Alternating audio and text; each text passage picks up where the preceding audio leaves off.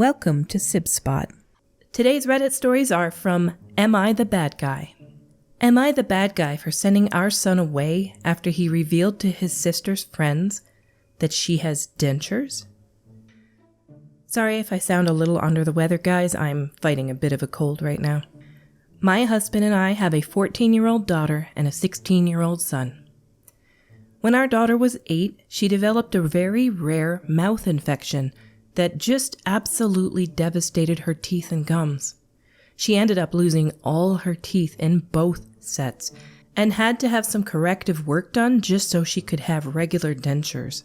Obviously, this was very traumatic for her, and she's still in therapy to help cope to this day. Our daughter is understandably very self-conscious about this. None of her friends knew about them. In fact, nobody besides her doctors and dentists knows outside the family. She's very worried about people finding out and won't even take her teeth out in front of the rest of us. She's worried someone will see. Her and her brother had a good relationship until he did what he did last week. He somehow recorded her taking her teeth out without noticing, and then showed all her friends when they were over.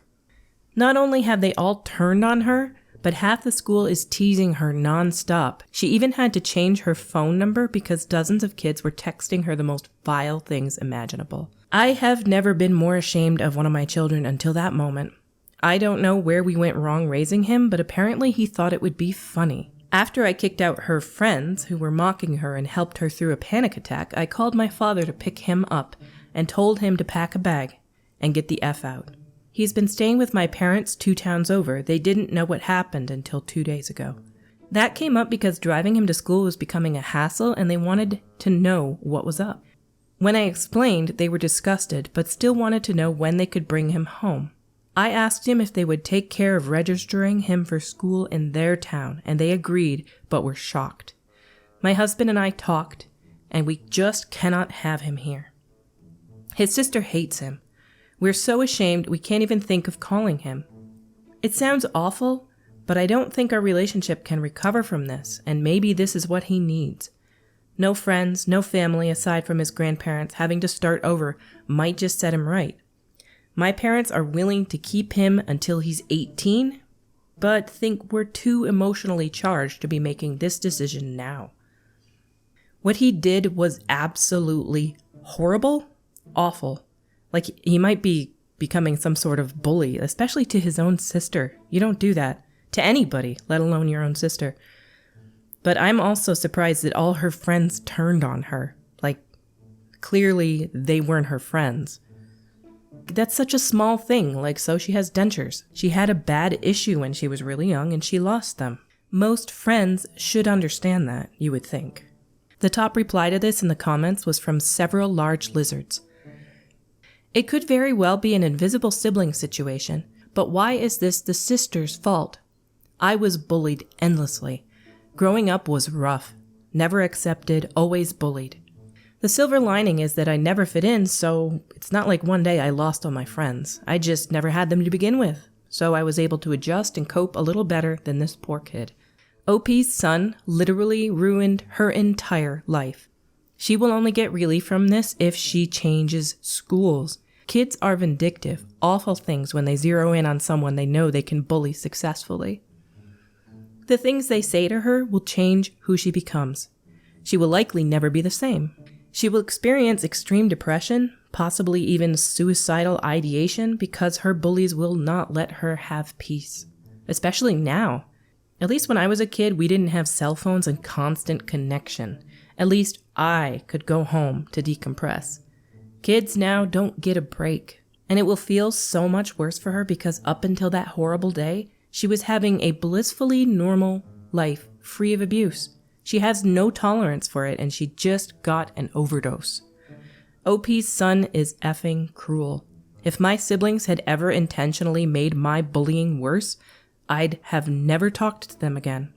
I legitimately have personality quirks that you usually only see in abused children. My bullies were that bad. My heart goes out to this kid in a big way. The parents possibly neglecting their son's emotional needs doesn't excuse what he did by an effing mile. So there were other comments that were talking about invisible sibling situation where they didn't feel like they were getting enough attention, weren't coddled enough, and so they lashed out in a really big way. That doesn't make up for it, not even slightly. Our next story is by Smy Bisker. Am I the bad guy for telling my sister grieving her dog is not the same as me grieving my husband? To make a long story short, I lost my husband only a month ago. It's hard. I'm still grieving and I miss him every day. I have to take medication for depression and anxiety to help me get through the day. Last week, my sister's dog was put down due to some health issues and she was very upset, which is understandable. She called me as soon as it happened and said I was the only sibling who would understand her pain. Honestly, I just wanted to comfort her since her dog meant the world to her. She held a wake for him and our whole family attended. It was a nice service. But now she's comparing our losses, telling me she knows exactly what I'm going through, that she can relate to the pain of losing someone so close to you. She calls me asking if we should visit graves together. It was fine the first time, but it's constant. She goes 3 times a day. It's already difficult to go once a week for me, and she knows this. I feel like she's not even considering my own grief process. Anyway, I told her that grieving her dog is not the same as grieving my husband. She's upset and refusing to talk to me now. I get it. It was uncalled for, really. But my loss is new to me too, and I guess I just got frustrated with how differently we're dealing with our losses. I don't know. I feel like she should understand where I'm coming from too. A dog is not the same as a husband. A dog can't love you back like a husband can. A dog can't read to your children like a husband can. A dog can't make soup when you're ill like a husband can. It's really hard for me right now to discern when I'm being condescending or not. I don't know if it's a side effect of my medication or if the empathetic part of my brain has shut down. But I really feel like I'm getting tired of her comparing our pain when she lost her dog and I lost my world. At the very least, she still has her husband. I have 2 young children at home, processing a loss unimaginable to most kids their age, and she's trying to whisk me away to graveyards to visit her dog. Am I the bad guy? Most people did say you're not the bad guy. A lot of people said ESH, which on Reddit stands for everyone sucks here. You could have just gone with her. She's grieving big time. Some people care more about animals than they do about people, so you lost your whole world. She also lost her whole world. I love animals myself, but I'm more of a cat person than a dog person. I like dogs, but I've come to realize over time that there's an energy to dogs that I just don't like as much as the calmness of a cat. So some people, they want to be greeted by that bouncy, happy, panting and going crazy when you get home. Cats don't do that. They might do that after a week, they'll be all over you, but they just kind of are quiet and cool, and I would be devastated if I lost my cat too. Our next story is by Capital Mess 100. Am I the bad guy for refusing to pay for my boyfriend's food after he ruined my food photos? I have an Instagram account dedicated to photos and short videos of food from local restaurants in my city. I don't turn meals into a whole photo shoot production when I go out, but I like to snap a few photos of everything as it comes out. I've got about 1,000 followers. It's just a hobby for me, but I have made friends with some other bloggers and we like to go out and get pics together and try new restaurants. I prefer doing this with my foodie girls because my boyfriend hates it and will go out of his way to take a big bite of my food or mess up his plate with his fork before I can snap any pics. And he will roll his eyes when I take pics of my own food, so I pretty much stopped bothering when we went out together. Money has been tight lately because of some medical bills, so I haven't been able to go out and eat with my foodie girls, and the infrequent date with my boyfriend is the only chance I get to eat out. I had to sit him down and have a, look, just let me enjoy this, conversation with him and told him I was going to take pics of my own food when we went out, and could he please just not be immature about it.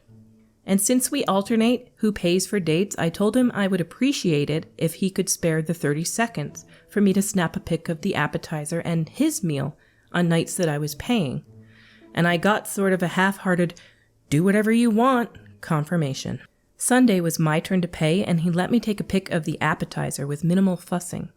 But then when the entrees came out, I went to snap a pic of this and he messed it up with his fork. Then he reached over and stirred up my pasta to also ruin the photo of my own meal. I was so angry over that I refused to pay his half at the end of the meal, which angered him because he said he wouldn't have ordered a cocktail if he knew that I was going to skip my turn. He says I owe him one because I don't get to just decide not to pay according to our agreement after we've already ordered. You are definitely not the bad guy in this situation. He shouldn't be touching your food. Like, he's doing this to insult you in a way. He clearly has no respect for what you're trying to do, and if you have 1,000 followers, they like to see this stuff too, so he shouldn't be destroying it. That's just childish, honestly. Down in the comments, Sensitive Exit 3154 has the best reply, and literally got 41,000 upvotes. Not the bad guy. Why are you even dating someone who clearly has no respect for you or your hobbies? Dump this butthole. It's no different than the video game situations. If your significant other has a problem with what you enjoy as a hobby and tries to destroy or sabotage it, as some have in previous episodes, they're not worth your time. Move on. You need to get out of that relationship before they try to force you to not do what you enjoy. Our Reddit stories for today have come to a close. If you like this content, please click like or subscribe. It helps my channel grow and reach more people. Until we meet again, have a sublime day.